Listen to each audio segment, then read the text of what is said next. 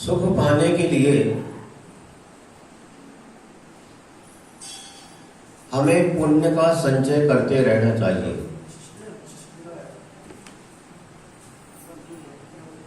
क्योंकि प्रत्येक प्राणी चाहता है कि मेरे जीवन में एक पल भी, एक क्षण में दुख का अवसर न आए, मेरा पूरा जीवन सुखमय बीते।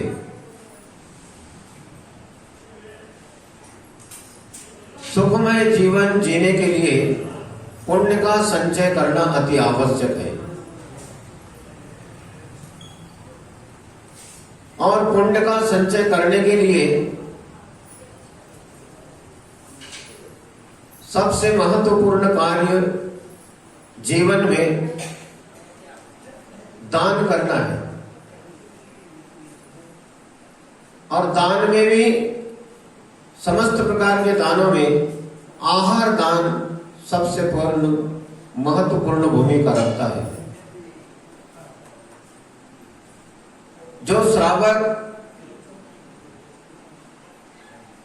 साधु को आहार दान देता है तो साधु अपनी साधना करता है, रत्नत्रय की साधना करता है और मोक्ष मार्ग पर आगे बढ़ते रहता है। इसके लिए आहार जरूरी है और आहार श्रावक के पास में है, साधु के पास नहीं है। ये श्रावक के पास है तो दान, दाता और पात्र का स्वरूप हमें समझना चाहिए। आहार दान देना अति आवश्यक है। यदि हमारी योग्यता, पात्रता है, हमारी शक्ति है तो हमें आहार दान अवश्य करना चाहिए। और दान, दाता और पात्र का स्वरूप क्या है, इसे हमें समझना चाहिए।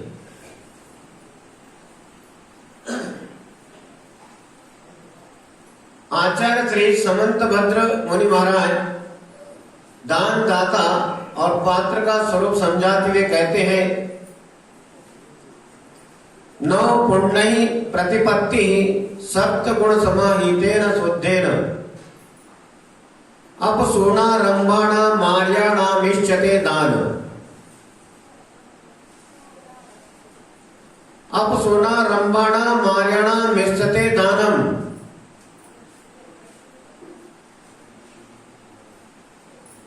सप्त गुण समाहितेन,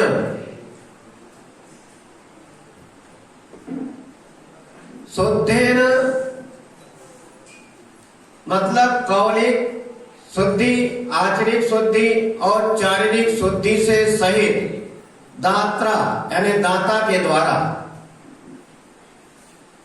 7 गुणों से सहित और कौलिक, आचरिक, शारीरिक शुद्धि से सहित दाता के द्वारा अपसोना रंबाणाम ग्रह संबंधी कार्य, खेती है, व्यापार है आदि आरंभ से रहित होकर आर्याणाम, आर्याणाम का मतलब सम्यक दर्शनादि गुणों से सहित मुनियों को 9 पुण्य प्रतिपत्ति तत्दानम इष्यते। 9दा भक्ति पूर्वक, 9 पुण्य का मतलब 9दा भक्ति पूर्वक प्रतिपत्ति आहार के द्वारा गौरव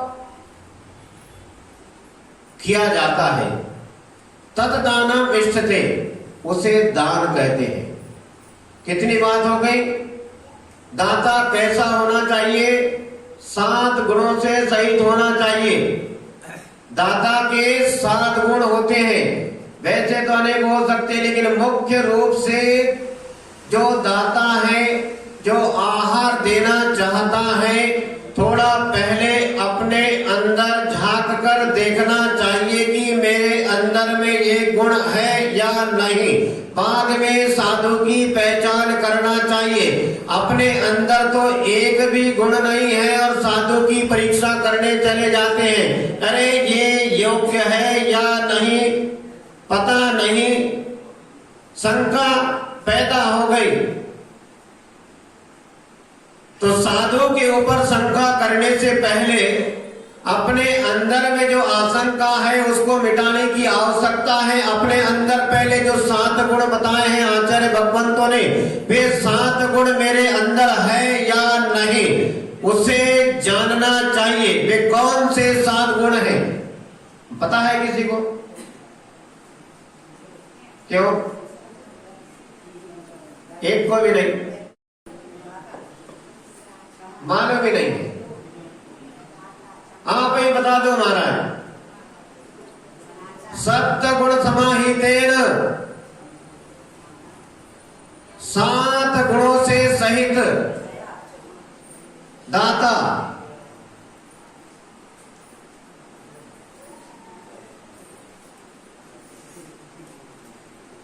तो साधु की परीक्षा करने की अपेक्षा अपने अंदर वो 7 गुण है या नहीं उसका निरीक्षण करना चाहिए। उसके बाद में दान अवश्य करना चाहिए कि हम उस लायक है या नहीं। आजकल तो बड़ी छूट मिल गई है।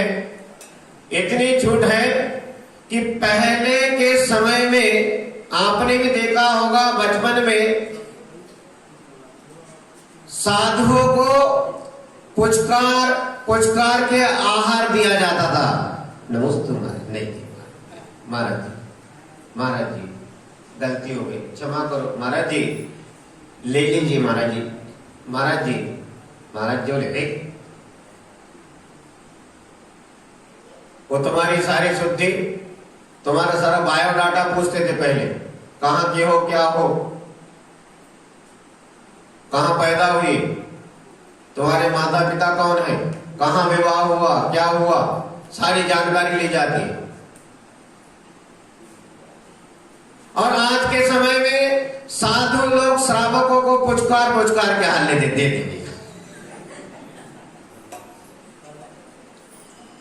वो भी कहता है ले रहे या नहीं ले रहे, बड़ी मुसीबत है। ऐसी भी झंझट खड़ी हो जाती। ज्यादा दोस्ती में अच्छा नहीं होता।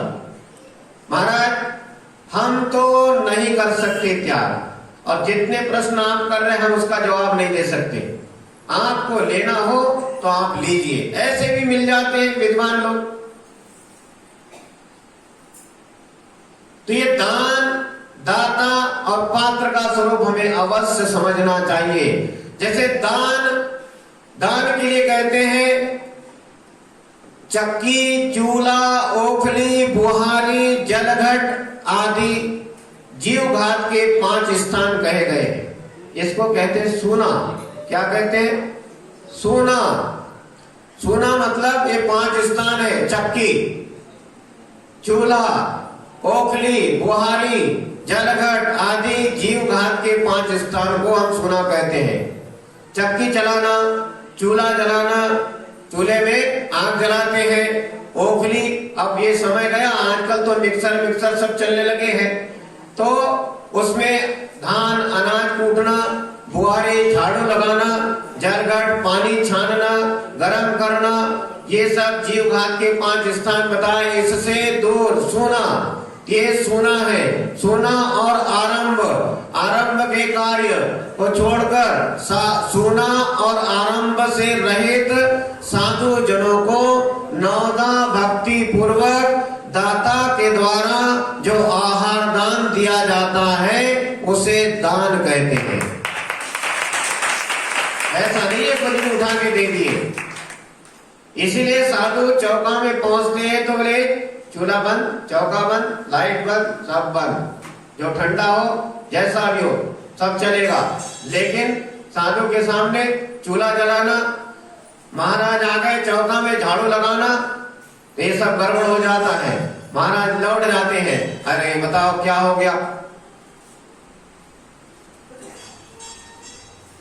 तो ये सुना आरंभ से रहित होकर नवदा भक्ति पूर्वक साधु को जो आहार दान दिया जाता है वह दान है। और दाता के लिए कहा है जो श्रद्धा आदि 7 गुणों से और शुद्धि से सहित, जो श्रद्धा आदि 7 गुणों से और शुद्धि से सहित है उसे दाता कहते हैं।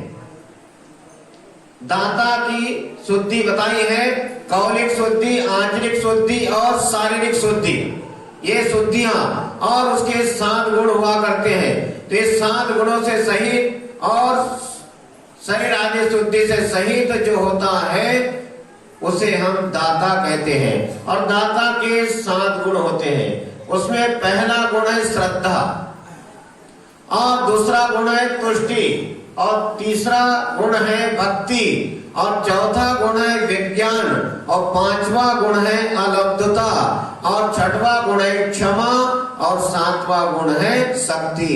ये दाता के 7 गुण हुआ करते हैं। वो सच्चा दाता कहलाता है। इसकी जानकारी हमें अवश्य प्राप्त करना चाहिए, ढूंढना चाहिए। साधु के अंदर नहीं ढूंढना चाहिए साधु कैसा है क्या है। साधु है, दिगंबर साधु आया है, 2 ग्रास दे दी, आपका कुछ नहीं बिगड़ेगा। यदि आपने 1 ग्रास भी दे दिया तो आपका कल्याण का मार्ग खुल जाता है, दुखों का संकट छाया है सब हट जाता है। इसीलिए कहते हैं कि 7 गुण दाता के बताए हैं। कि 7 गुण हमारे अंदर है या नहीं, पहले हमें अपनी परीक्षा करनी चाहिए। तो सबसे पहला गुण है श्रद्धा गुण। तो श्रद्धा गुण का मतलब है कि यहाँ पर पात्र मेरे समस्त, श्रद्धा का मतलब है कि सामने जो साधु आपके सामने खड़ा है, आप उसका प्रदान करना चाहते हैं, आप उसे आहार दान देना चाहते हैं, तो उसके लिए कैसे भाव होना चाहिए, हमारे उसके प्रति कैसी श्रद्धा होनी चाहिए। तो ये साधु मेरे समस्त पापों को निवारण करने के लिए सर्वांग रूप से समर्थ है, ऐसी हमारे अंदर श्रद्धा जागना चाहिए। ये जो सामने जो मेरे जो साधु खड़ा है, दिगंबर साधु खड़ा है, ये पात्र है। कौन है? ये पात्र है और मैं दाता हूं। तो ऐसा पात्र, ऐसा दिगंबर साधु, और चतुर्वेद संघ के लिए कहा है, सबकी अपनी अपनी अलग अलग भक्तियां करते हैं। जैसे मुनि, आरिका, श्रावक, श्राविका, जिसमें चुल्लक चुल्लिका भी है। तो ऐसे हमारे सामने साधु खड़ा है तो हमारे मन में भक्ति जागना चाहिए कि ये दिगंबर साधु मेरे समस्त पापों को दूर करने के लिए सर्वांग रूप से समर्थ है। सबसे पहली बात कि मेरे समस्त पापों का क्षय करेगा। ऐसा कभी भाव आता है हमारे अंदर, आया कभी हमारे अंदर एक आध बार, और यदि नहीं आया है तो आज की तारीख ये हदाईपुर की धर्मशाला और ये उपशांत सागर, ये याद करो, हमेशा के लिए पक्का कर लो कि दिगंबर साधु हमारे सामने जैसे नजर है। यदि वो आंकड़े लेकर निकले हैं तो हमारे मंदिर में, हमारे अंदर सबसे पहले प्रश्न जिसका समाधान स्वयं के पास है, प्रश्न का मतलब हमारे अंदर ऐसी श्रद्धा जागनी चाहिए, जैसी दिगंबर साधु दिख जाए तो हमारे अंदर श्रद्धा, सबसे पहले श्रद्धा जागनी चाहिए कि हे प्रभु, हे महावीर के स्वरूप, हे भगवान आदिनाथ के साक्षात उनका स्वरूप, ये दिगंबर मुनिराज मेरे सामने खड़ा है।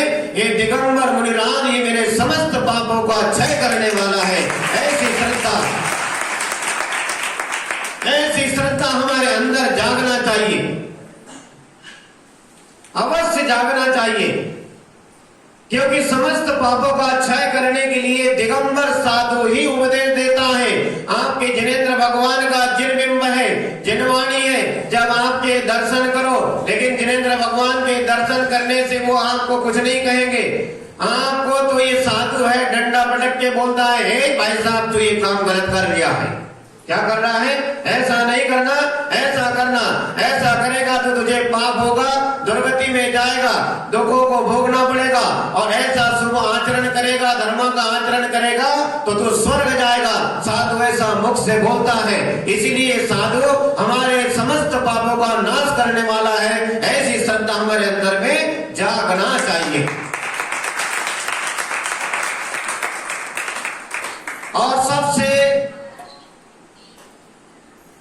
बड़ी बात, पापों का क्षय हो या ना हो ये तो अंदर की बात है, ये किसी को समझ में नहीं आता है, ये भावनाओं की बात है, श्रद्धा की बात है।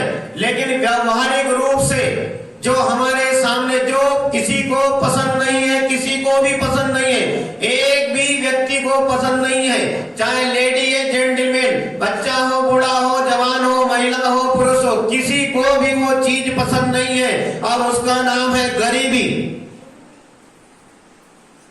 क्या है? गरीबी किसी को भी पसंद नहीं है,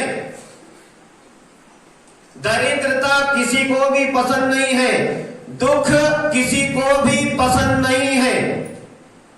और ये दुखों को दूर करने के लिए और गरीबी को दुख करने के लिए क्या करना चाहिए? तो आचार्य भगवंत कहते हैं कि दाता का एक गुण है, जो पहला श्रद्धा गुण है, तो उसके अंदर में दूसरी श्रद्धा जागनी चाहिए कि ये दिगंबर मुनि राग ही मेरी दरिद्रा,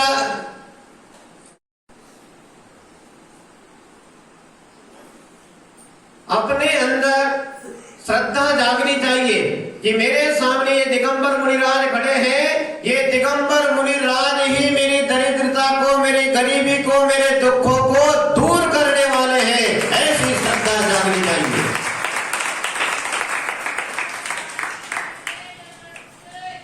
और हमें ऐसे हमारे तीर्थंकर भगवान भारती आचार्य, इनके वाणी के ऊपर सबसे पहली श्रद्धा होनी चाहिए कि जो उन्होंने कहा है सत्य कहा है। तीर्थंकर भगवान कभी झूठ नहीं बोलते हैं, यहाँ पर झूठ का सहारा नहीं लिया जाता है। यदि यहाँ झूठ का सहारा लेते तो वे तीर्थंकर न बन पाते। और आज व्यक्ति मंदिर में झूठ बोलता है, चौके में झूठ बोलता है, साधु के सामने बैठे बैठे झूठ बोलता है, जिड़वाणी के सामने स्वाध्याय करते करते झूठ बोलता है। ताजा ताजा मंदिर में यदि साधु उससे कुछ कहे, बोले जी महाराज, हाँ महाराज जी, और पता चले तो 9-2-11। तो कैसी श्रद्धा और कैसा श्रद्धा हमारे अंदर पैदा होगा? कैसे हम सम्यक दृष्टि बनेंगे? कैसे हमारा कल्याण होगा? विचार की बात है, चिंतन की बात है। दिगंबर साधु कोई मजाक नहीं है, कोई टाइम पास मूंगफली नहीं है। ये दिगंबर साधु जिन धर्म की प्रभावना के लिए निकला है, ना कि स्वयं की प्रभावना के लिए। उसको पता है कि संसार में जितने भी जीव हैं, उनके यदि दुख दूर होंगे, उनके यदि कष्ट दूर होंगे, यदि उनके जीवन में सुख आएगा, दुख जाएगा, इस संसार, ये दुख रूपी संसार से उसे जब भी मुक्ति मिलेगी तो इस जिन धर्म की शरण में आकर ही मिलेगी। दूसरा कोई रास्ता नहीं है। चाहे कोई भी प्राणी हो, चारों गतियों के कोई भी प्राणी हो, यदि उसका जब भी कल्याण होगा तो उसको धम्मं शरणं बभ्भजामि, धर्म की शरण में आना होगा, तभी उसका कल्याण होगा। ऐसे कल्याण होने वाला नहीं है। और हम साधु से भी झूठ बोल जाते हैं। 1 बार, 2 बार, 3 बार, 10 बार, 50 बार झूठ बोलते हैं। साधु को बेवकूफ समझते हैं। बड़े भाग्य से, सौभाग्य से दिगंबर साधु मिलते हैं। दुनिया में यदि कोई पुण्यात्मा है जिसके पास साथी से पुण्य का संचय है, तो वे दिगंबर मुनिराज हुआ करते हैं। और यदि हम दिगंबर मुनिराज की ही बात ना माने तो तीर्थंकर भगवान भी आ जाए धरती पर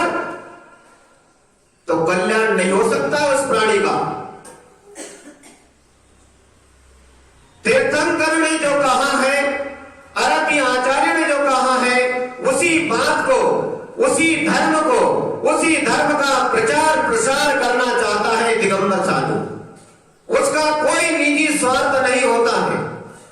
दिगंबर साधु का एक ही लक्ष्य होता है कि संसार में जितने भी प्राणी हैं सब सुखी रहे, सबके कष्ट मिट जाए और सबको इस संसार दुख रूपी संसार से मुक्ति मिल जाए। लेकिन आदमी सोचता है पता नहीं इस साधु की खोपड़ी में क्या भरा है, ये साधु ऐसे क्यों बोलता है। इस साधु को पता नहीं क्या हो जाता है। ये दिगंबर साधु है, इसको कुछ नहीं होता है। ये भी आप लोगों के बीच में से ही आकर बैठा है। ये भी अपने जिन्होंने जन्म लिया है, माता पिता भाई बंधु कुटुंब परिवार को छोड़कर यहाँ आया है और समाज का कल्याण और जन जन का कल्याण चाहता है। इसका कोई निजी स्वार्थ नहीं होता है। लेकिन उसके बावजूद भी दुनिया पता नहीं क्या हो गया है लोगों को कि जो धर्म के रास्ते पर चल रहा है, धर्म के रास्ते पर चलाना चाहता है तो उसको बेवकूफ और मूर्ख समझा जाता है, और जो पापाचरण करता है, पापाचरण में डालता है, उसे अपना सच्चा मित्र हितैषी समझता है। ये सबसे बड़ी मूर्खता का काम है। ये सबसे बड़ी मूर्खता है। इसमें हमारे समाज का विकास 3 काल में भी नहीं हो सकता है। लिख के रख लेना डायरी में। यदि हमारे बीच में कोई साधु है, सौभाग्य समझना चाहिए हमें कि हमें ऐसे दिगंबर, नहीं तो तरस जाओगे दिगंबर साधु के दर्शन के लिए। ये भूल में नहीं रहना कि बहुत साधु है, बहुत साधु है, तुम नहीं तो दूसरे, दूसरे नहीं तो तीसरे।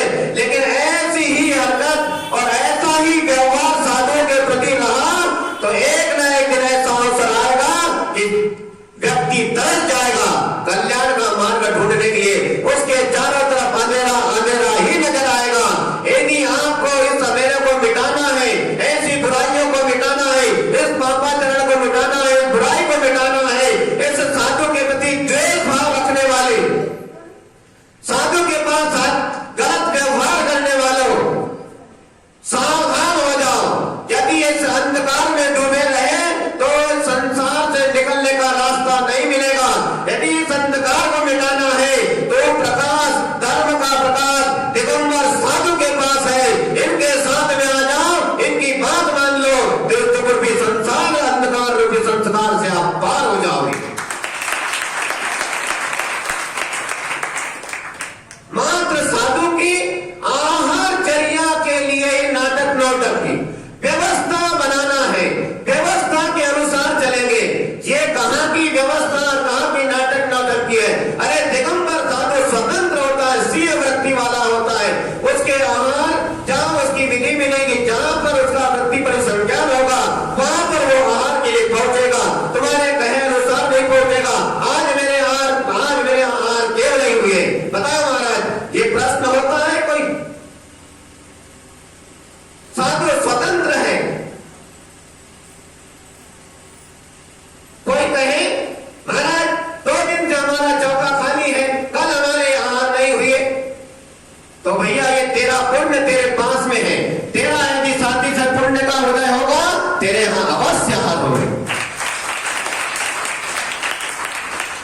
और जब तक हमारे खोपड़ी में अकल है, अकल का मसाला है, बुद्धि का मसाला है, तब तक हमें साधुओं के प्रति सद्व्यवहार करना सीख लेना और साधुओं को आहार दान दे देना।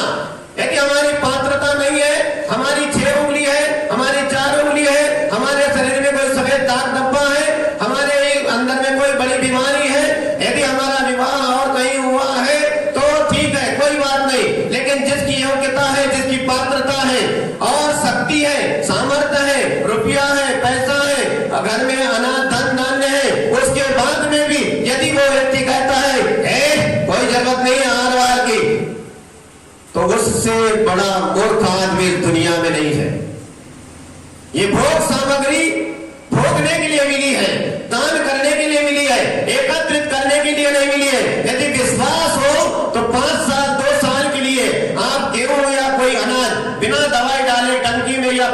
बंद करके रख दो, आपको जब ढक्कन खोलोगे 2-4 साल बाद क्या मिलेगा? भूसा। क्या मिलेगा? भूसा। इससे अच्छा है जो सम्यक दृष्टि श्रावक होता है वो क्या सोचता है, आप 6 डाला छोटा जो ग्रंथ है आप उसको ऐसी हंसी मजाक में टाल देते हैं। जैसे 6 डाला का स्वाध्याय की बात आती है, अरे महाराज 6 डाला तो हमारा चुन्न भी पढ़ लेता है। कोई अच्छा सा विषय पढ़ाइए, समय सार, प्रवचन सार, अष्टपाउड़, बहुत अच्छे। 6 डाला ग्रंथ ही पढ़ लो तो पता चल जाएगा कि श्रावक के श्रद्धा गुण क्या गजब का कहता है। वो कहता है कि मेरे पास में जब तक गाय है, जब तक मेरी गाय दूध दे रही है, जब तक मेरे घर में अनाज है, मेरे खेतों में फसल लहरा रही है, जब तक मेरे पास में चावल है, गेहूं है, अनाज है, तब तक मैं साधु को आहार दान देते रहूंगा, देते रहूंगा, देते रहूंगा। ये श्रावक की पहचान हुआ करती है। और आज आदमी अहंकार करता है कि मेरे पास बहुत रुपया है, मुझे कोई जरूरत नहीं साधु की। तो ये गलत फहमी है। और विशेष बात, हमें जब भी कोई साधु मिलता है तो संसार के जमाने की झंझटों को छोड़कर, सारे काम को छोड़ करके उनके पास जरूर बैठना चाहिए और उनसे अपने दुखों को मेटने का, अपने कष्ट को दूर करने का, संसार से मुक्ति का ऐसा रास्ता अवश्य पूछना चाहिए। ये संसार बहुत दुखदायी है, इस संसार में सुख कहीं नहीं है। यदि हमें सुखी होना है तो सबसे पहले हमें साधु के प्रति श्रद्धान करना होगा।